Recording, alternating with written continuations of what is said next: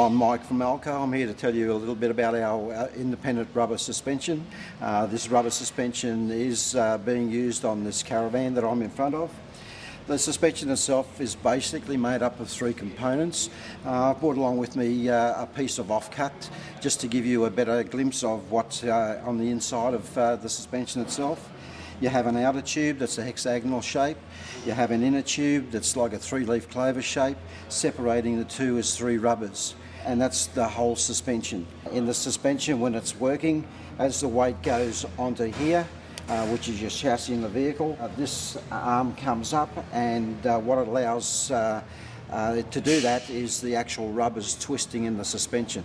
So here you have a suspension now that is independent, wheel to wheel, has virtually no moving parts other than rubbers twisting to get your suspension action. AL-KO has now sold over 10 million of these suspensions worldwide, and that is the newest technology for trailer suspension, and very adaptable to either off-road or on-road vehicles. The caravan that I'm in front of here actually uses this suspension.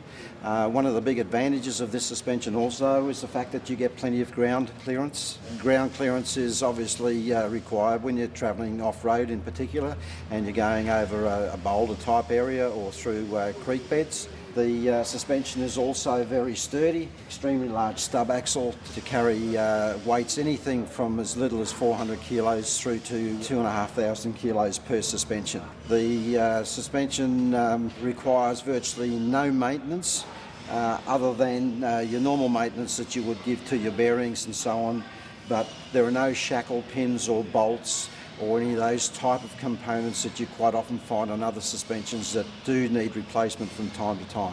So when considering a caravan or off-road camper, you should seriously consider a independent rubber suspension.